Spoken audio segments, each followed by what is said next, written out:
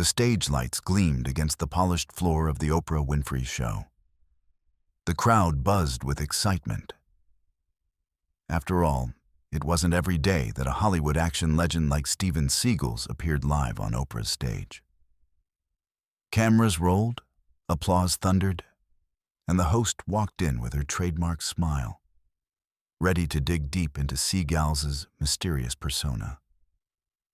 Steven, calm and composed as ever, sat back in his chair, his hands resting loosely in his lap, dressed in his usual all-black outfit with prayer beads wrapped around his wrist. He looked less like a movie star and more like a monk who had just stepped out of meditation. His eyes carried that familiar stillness. Unreadable, unbothered, Steven Seagal's everyone. Oprah announced with flair as the crowd erupted, "The man, the legend, the martial arts master." She laughed lightly, but there was a subtle edge to her tone, a curiosity that hinted at where this conversation was about to go. They began smoothly, chatting about his films, his years in Japan, and his martial arts discipline. Seagul's responded softly, speaking about discipline, balance, and humility. The audience listened, intrigued by his calm, thoughtful energy. But then Oprah leaned forward. Her voice shifted, still polite, but sharper. "So, Steven," she began, "you've often spoken about your spiritual journey, your connection with Buddhism and inner peace." She smiled slightly. "Be honest. Do you really live like a monk off camera, or is that just part of the movie mystique?" The audience chuckled lightly. Steven smiled politely, saying nothing yet. Oprah continued, pressing a little harder. "I mean, you've been in action films all your life. Guns, fights, explosions, and suddenly you're meditating and preaching peace." The crowd laughed again, sensing humor in her words. But something about Seagal's silence caught their attention. His eyes didn't waver. He simply sat there, still unmoving, the kind of stillness that made everyone else restless. A subtle tension filled the air. Oprah tilted her head, almost teasing. "What does a Hollywood action hero really know about enlightenment, Steven?" The audience leaned in, but no one expected what would happen next when Oprah decided to mock his faith on live television. The air inside the studio changed. The laughter faded slightly as Oprah adjusted in her chair, crossing one leg over the other. She held her cue cards, but wasn't looking at them anymore. She was locked on Steven, curious, maybe even skeptical. "So tell me," she said with a faint smirk, "do you actually meditate every day? Like on candles, silence, and all that?" The audience chuckled softly. Steven's lips curved in a mild, patient smile. "Yes," he said calmly. "Meditation and prayer are a part of my life, and they help me find balance in a noisy world." Oprah nodded slowly, eyes narrowing just a little. "Balance in a noisy world," she repeated almost playfully. Interesting words coming from a man who's made a living, breaking bones on screen. Laughter filled the studio again. The camera zoomed in on Steven's face, still serene. He didn't interrupt, didn't defend himself. He just let the silence hang for a moment before replying softly. "Violence in film is fiction, Oprah. Peace in real life. That's my truth." But Oprah wasn't done. The tone of her voice sharpened just slightly, enough for everyone watching to sense the tension. "I don't mean to offend," she said, "but do you think people really take your spiritual side seriously? I mean, it's hard to picture Steven Seagal, the tough guy, sitting in lotus position and chanting mantras." The crowd laughed louder this time. Some even clapped, thinking it was all part of light-hearted fun. Steven gave a faint chuckle, but said nothing. He looked at the floor for a second, his fingers tracing the edge of his prayer beads. Oprah leaned forward again. "Come on, Steven. You've been called one of the most intense actors in Hollywood. You've broken ribs, flipped people over tables, and now you're talking about compassion. That last word, very compassion, hung in the air like a challenge. The camera caught Stephen's expression shift slightly, still calm, but firmer now. He lifted his gaze, meeting Oprah's eyes directly. "I think compassion," he said slowly, "is not about how you fight. It's about how you live when no one's watching." For a moment, the room went quiet. The audience didn't know whether to clap or wait. Oprah blinked, caught off guard by the weight of his tone. But instead of backing down, she tried to play it off with humor. "Well, I suppose you'd have to have a lot of patience to survive in Hollywood with that mindset," she said, chuckling. "You really think meditation can solve real-world problems? Wars, crime, hate?" Her voice was teasing, but now it felt like she was testing him. Stephen smiled faintly. "Not everything can be solved with meditation," he replied. "But nothing can be solved without peace." There was no laughter this time. The crowd listened. A few people nodded, but Oprah wasn't done stirring the pot. She tilted her head and said, "Okay, but let's be honest, Stephen. You've had your controversies too. People say one thing on TV and live another off it. How can viewers be sure your faith isn't just part of your public image?" Gasps rippled through the audience. That question crossed a line, direct, pointed, and personal. Stephen sat perfectly still.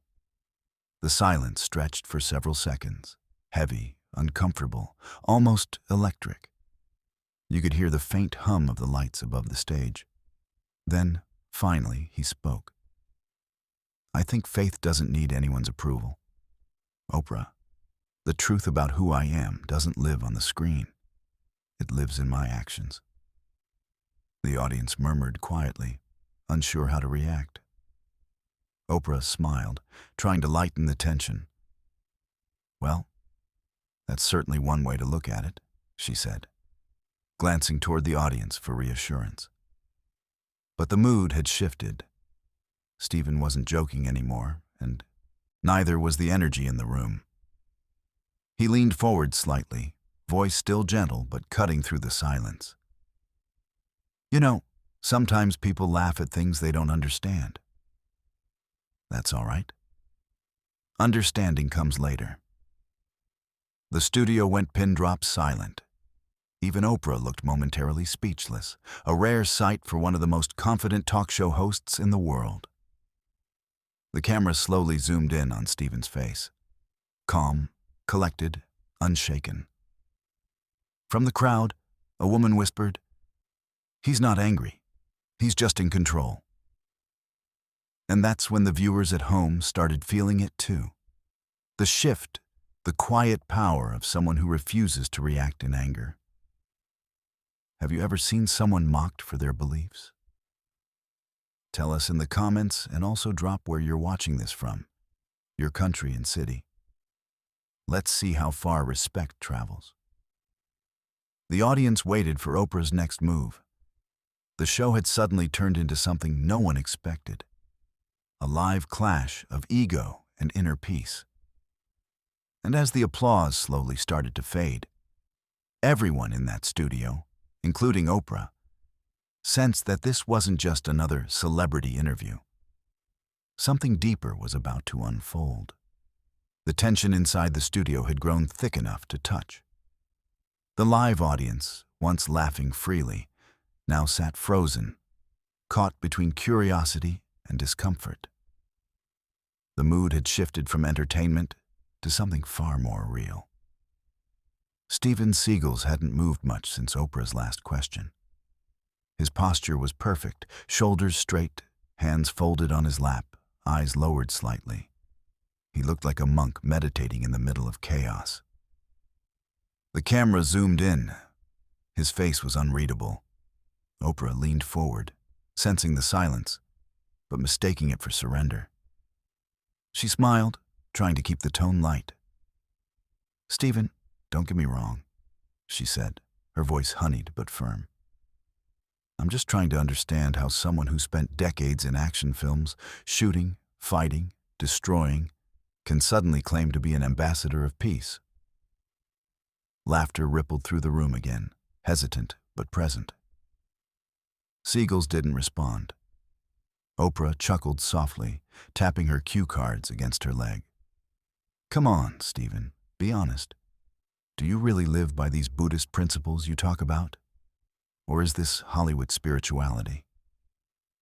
A few audience members laughed again, but not as loudly this time. The humor had a bitter edge now. Seagulls finally lifted his head. His eyes, calm and piercing, met Oprah's. His voice was low but clear. "Oprah, peace doesn't mean running away from conflict. It means mastering yourself in the middle of it." The audience fell silent. Even Oprah's smile faltered slightly. "Well," she said with a half smile, "you certainly have mastered the art of staying calm. Most people would have snapped by now." Stephen smiled faintly. "When you practice stillness long enough, you stop needing to prove anything." That line hit differently. A murmur rippled through the crowd. Some nodded, some whispered. A few clapped quietly before Oprah spoke again, regaining her composure. "So, you're saying," she pressed, "that even when people question your beliefs, maybe even mock them, you just let it go?" He nodded slowly. "If someone mocks my faith, it doesn't harm me. It only reveals who they are." The studio gasped. The words were calm, but sharp enough to slice through the air.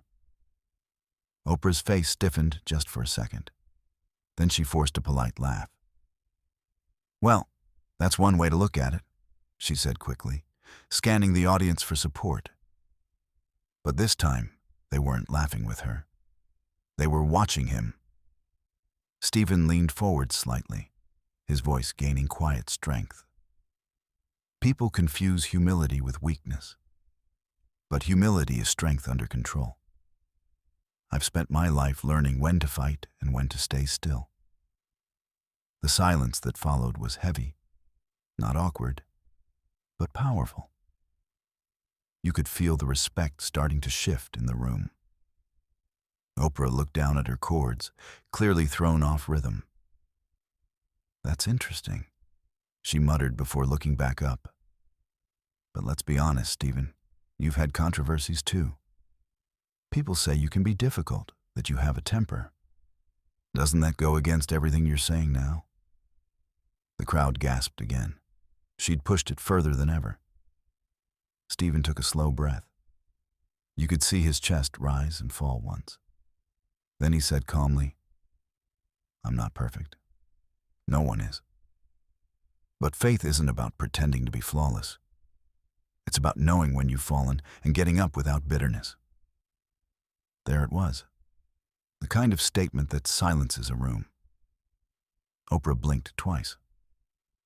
For the first time, she seemed unsure of what to say. She shifted in her chair, smiled awkwardly, and said, "That's quite profound." Stephen nodded gently. "Truth doesn't need to be loud, Oprah. It only needs to be real." That line landed like a thunderclap wrapped in silk. The audience erupted into applause. Not the usual talk show clapping, but genuine heartfelt appreciation. Some even stood. The camera panned across the faces in the crowd, surprised, moved, thoughtful. Oprah tried to steer the moment back to humor, but the balance had shifted. The power in the room no longer belonged to her. She looked at Stephen, searching for a way to regain control. "You seem so composed. Don't you ever get angry when people say things that cross the line?" He smiled faintly again. "Anger is like a fire," he said. "You can use it to cook your food, or you can let it burn your house down. The choice is always yours." The audience broke into another round of applause, louder this time. Oprah leaned back in her chair, stunned by how gracefully he had turned every jab into wisdom. The cameraman zoomed in again on Siegel's face, eyes calm, lips pressed in a faint, knowing smile. If you were sitting in Steven Seagal's place, how would you react if someone mocked your beliefs on live TV? Would you stay calm or walk off the stage? Type your answer below in the comments. As the applause slowly faded, Oprah straightened in her chair, trying to transition, but it was too late. Everyone watching could tell that Steven Seagal had quietly taken control of the entire room without raising his voice once. And deep down, Oprah knew it too. The studio lights seemed brighter now, almost too bright, as if even the universe leaned closer to witness what was happening. The cameras kept rolling, but the air was thick, heavy with the weight of something unscripted, something real. Oprah shifted in her chair, crossing one leg over the other. Her face wore the same smile, but her eyes gave away what she felt: unease. She had faced politicians, billionaires, and movie legends on this very stage, but never someone who refused to play the game. Steven Seagal sat calmly, still as stone. He hadn't raised his voice once. He hadn't defended himself. Yet somehow, it was Oprah who now seemed defensive. "Steven," she said, voice softer now. "I think people just have a hard time understanding. You've changed the Steven Seagals they remember from movies, and that guy fought. He took no nonsense. But the man sitting here, he's different." Steven tilted his head slightly, as if weighing her words. Then with that same quiet authority, he replied, "People mistake evolution for contradiction. The man who knows peace is often the same one who's seen the worst of war." The audience murmured again, low, thoughtful hums of agreement. A few even clapped. Oprah smiled politely, but it didn't hide the flicker of frustration on her face. She tried to pivot the topic, looking for safe ground. "So, let's talk about your faith," she said quickly. "You've said you found Buddhism years ago, but some say it's just a phase, a Hollywood thing. What do you say to that?" Steven leaned forward slightly, elbows on his knees, fingers interlocked. His gaze never wavered. "When you find peace," he said, "you stop needing approval. My faith isn't for the camera, it's for my soul." You could almost hear the collective exhale from the audience. He wasn't answering Oprah's question. He was teaching a lesson. Oprah laughed awkwardly, the sound just a bit too loud. "Well, I can't argue with that," she said. "But come on, Steven. You've lived a big life.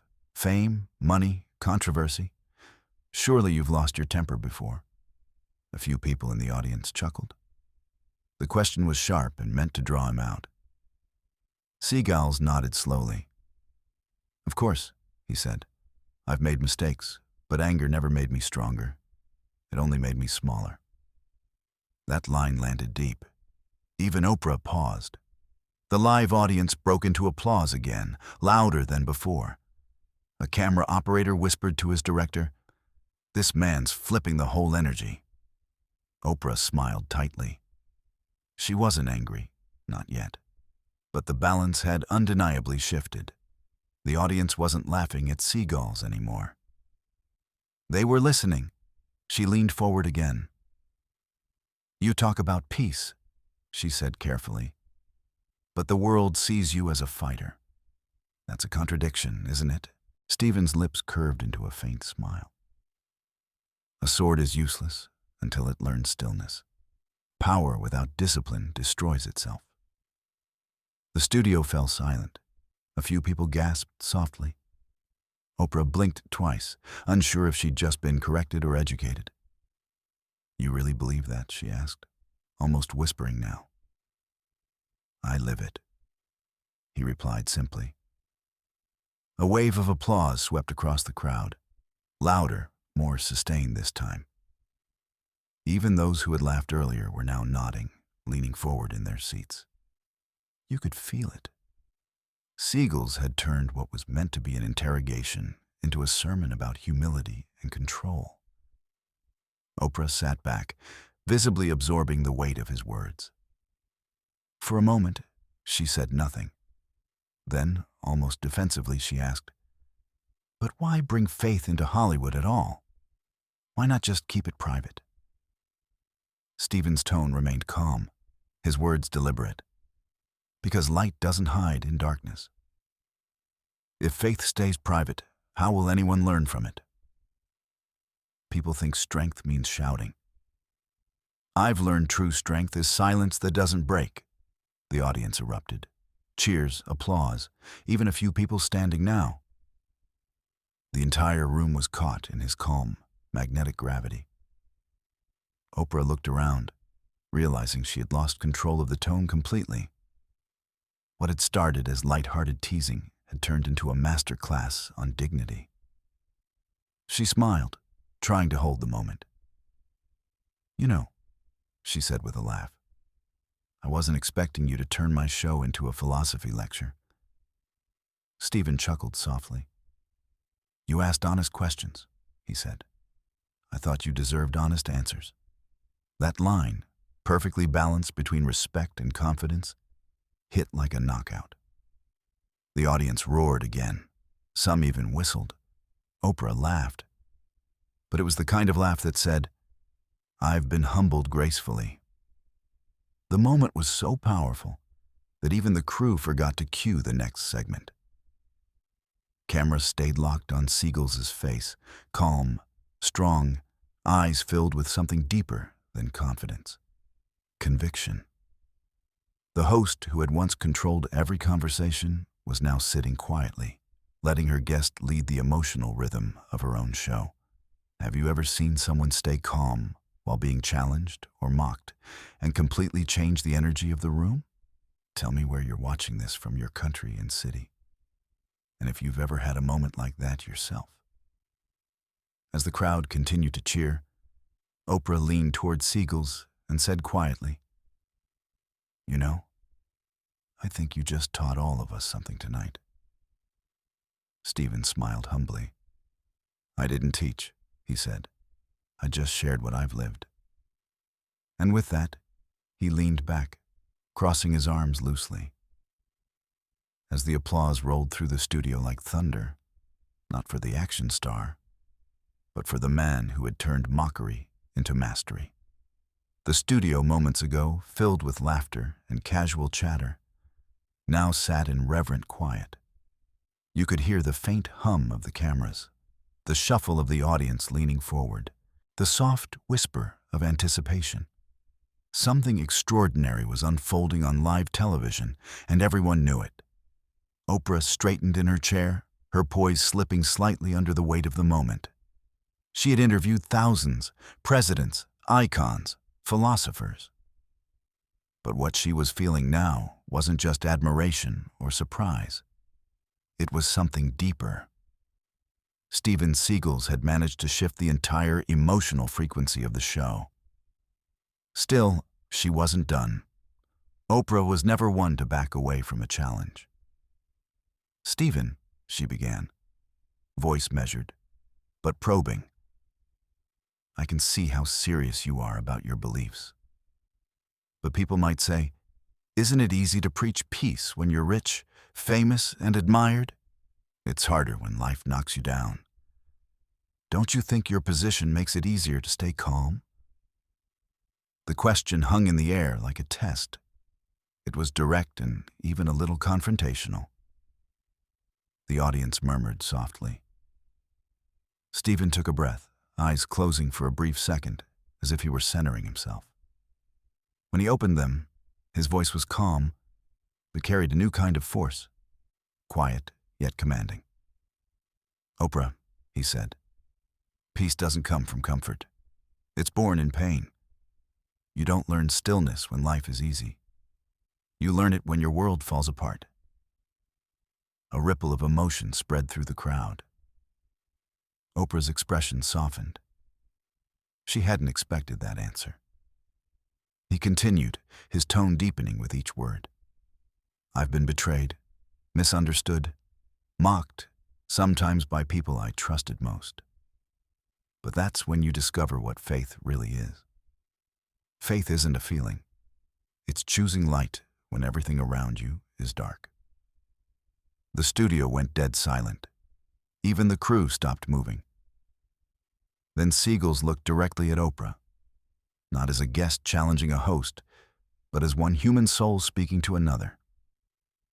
People think faith makes you weak, he said. But real faith, it's what keeps you from breaking. The audience broke into spontaneous applause. Some even stood up. A few women in the front row clapped through tears. Oprah blinked slowly, visibly moved. She leaned forward slightly, resting her chin on her hand. No longer the interviewer, just a listener. You've clearly been through a lot, she said softly. But what made you turn to faith in the first place? What was the moment that changed everything for you? Siegels paused for a moment, his eyes distant, as if revisiting a memory buried deep in time. There was a time, he said slowly, when I thought strength meant control, dominating, winning, never showing weakness. But one night I met a monk in Japan. He told me, you cannot fight the world until you stop fighting yourself. A long pause. Then he smiled faintly. That one sentence broke me open. I realized I had spent years fighting battles outside when the real war was inside. You could feel the energy in the room shift again from curiosity to reverence. Even Oprah seemed humbled.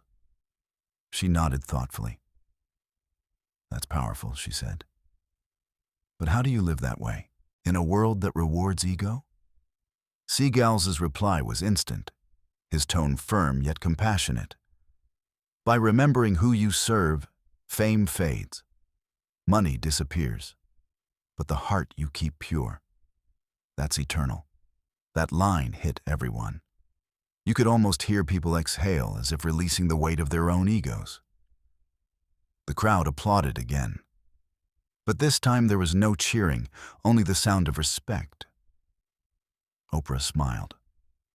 A real one this time. Stephen, she said gently. I'll admit, I didn't expect this conversation to go this way. You've surprised me. He chuckled quietly. Most people come looking for the fighter, he said. Few stay long enough to see the student.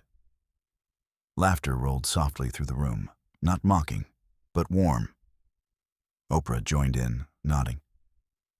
Maybe that's what makes this moment so special, she said.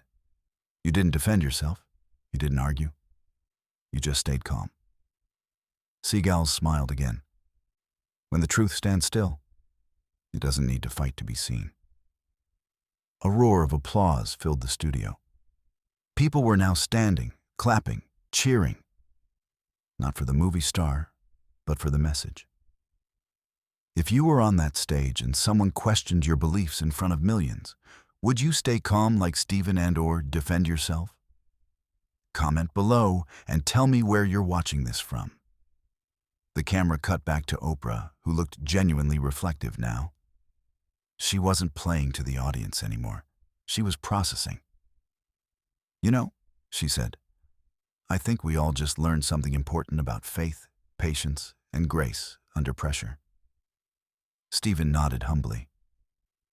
You don't need to preach to teach, he said. Sometimes silence is the loudest sermon. The line landed like lightning. The entire audience stood again, clapping, whistling, cheering louder than ever before. Even Oprah rose to her feet, clapping slowly, smiling with a mix of admiration and disbelief. In that instant, Stephen Siegels wasn't a guest anymore. He was a mirror, reflecting to millions what strength really looks like. And as the applause echoed across the studio, even Oprah seemed to realize it. The man she'd once tried to test had turned her own show into a lesson on humility, faith, and the quiet power of grace. When the cameras cut and the bright studio lights dimmed, there was a stillness in the air.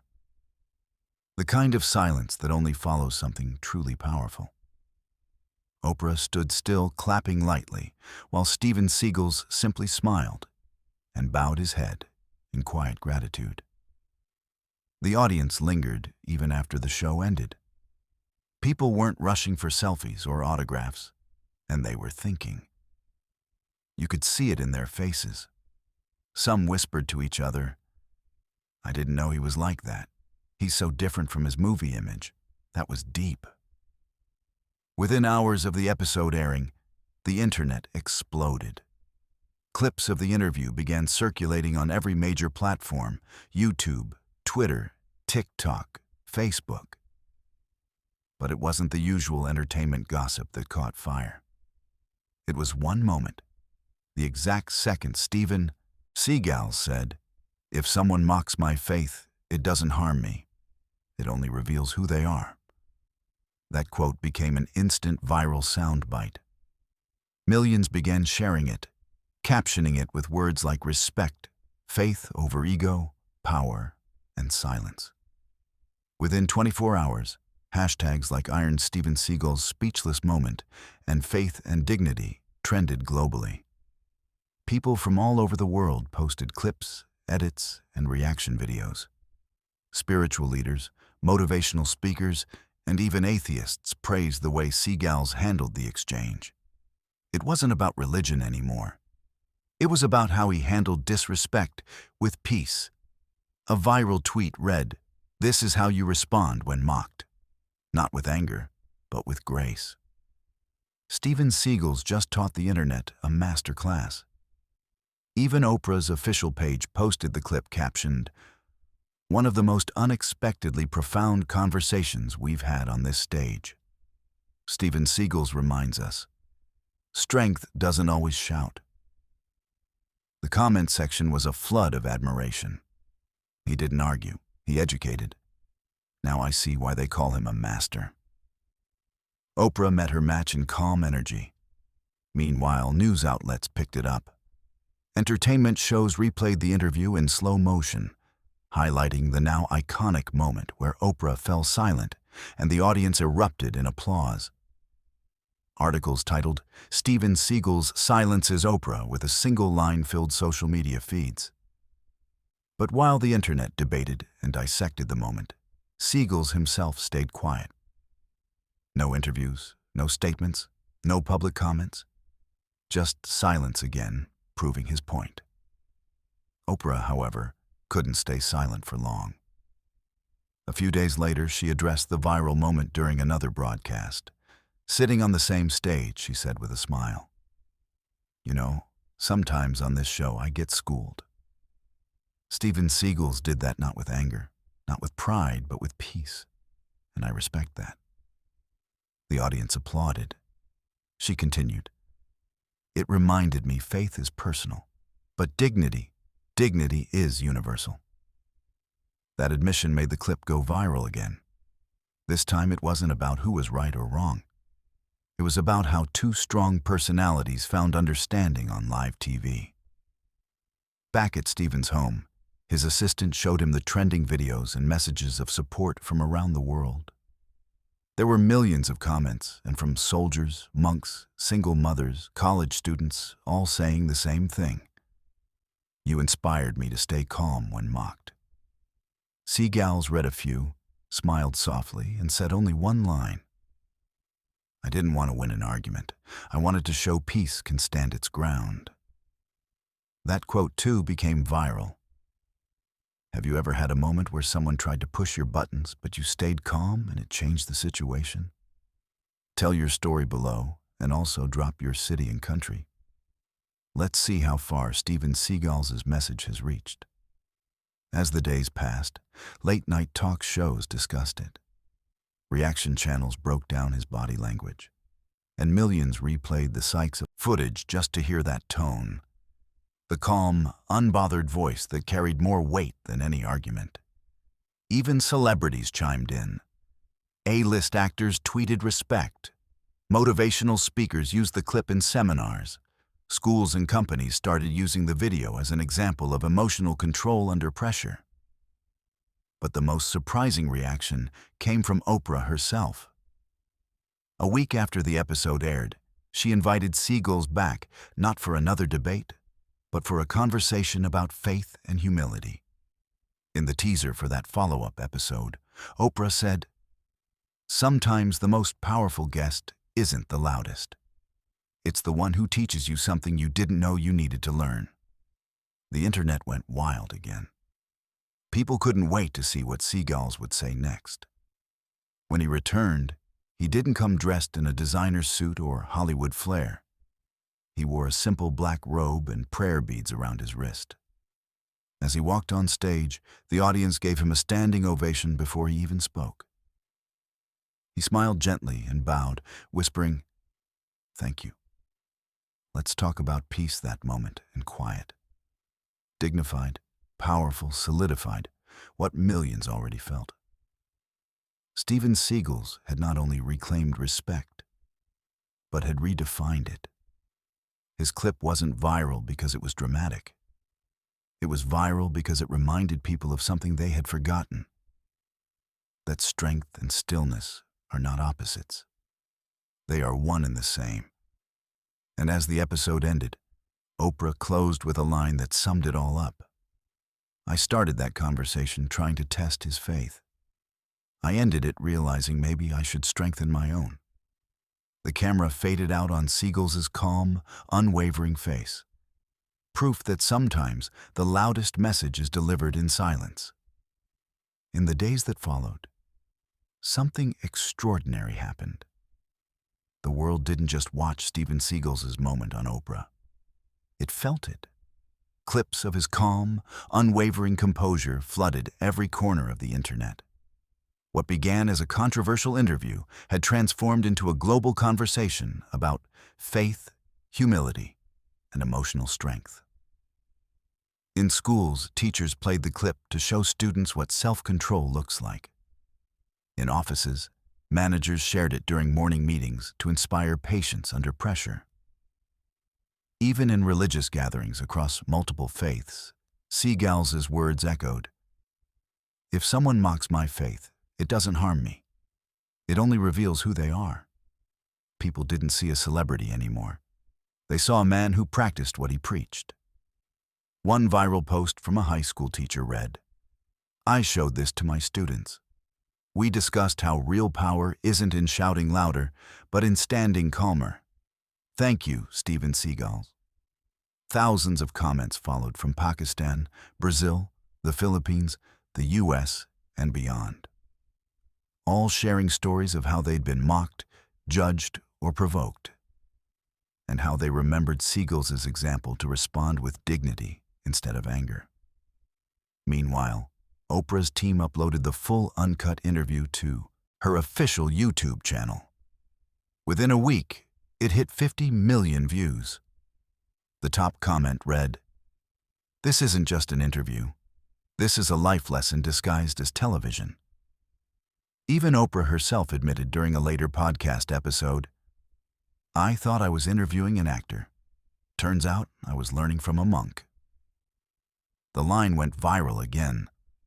But Seagulls didn't seek attention. He refused every major talk show request that followed. When journalists asked why he wouldn't speak more about it, he simply replied, "When a tree bears fruit, it doesn't need to talk about being strong. It just stands." That humility made people love him even more. Soon, his moment on Oprah became one of the most rewatched interview clips of the decade. Memes were made, quotes shared, and edits posted, but none of them mocked him. They honored him. It was as if the entire world needed that reminder. That calm is not weakness, that silence is not submission, and that faith, no matter how it's tested, can turn even confrontation into connection. And while millions praised Seagulls, he remained true to himself, continuing his charity work, teaching martial arts to underprivileged kids, and mentoring young people about mindfulness and discipline. He later said in a quiet interview for a documentary, "I don't want to be remembered for the movies I made. I want to be remembered for the peace I tried to share." Those words, spoken softly, carried louder than any punch he'd ever thrown on screen. If you believe that faith and respect are stronger than hate and pride, type respect in the comments. Tell me where you're watching this from, your country, your city, and how Steven Seagal's story made you feel. The comments poured in from every corner of the globe, watching from Manila. Thank you for reminding us that peace is strength. From Chicago. This clip changed how I handle anger. Brazil here, what a legend. Calm truly conquers chaos. Pakistan. We need more people like Seagulls who teach without ego. The story had outgrown the show. It had become a movement. Back in Los Angeles, one quiet morning, Steven Seagal was seen walking through a small Zen garden behind his home. No cameras, no spotlight, just him, calm, composed, and grateful. A neighbor greeted him, saying, "Sir, I saw your video. You handled that so gracefully." Seagal smiled gently and said, "Grace isn't something you show the world. It's something you keep, even when the world isn't watching." And with that, he bowed slightly, turned, and continued walking, the sound of gravel under his feet fading into peaceful silence. For millions who had watched him that night on Oprah, that single exchange between a mocking question and a calm answer had become more than television. It was a lesson in humanity. Because sometimes the most powerful man in the room isn't the one who speaks the loudest. It's the one who stays silent and still manages to be heard by the whole world.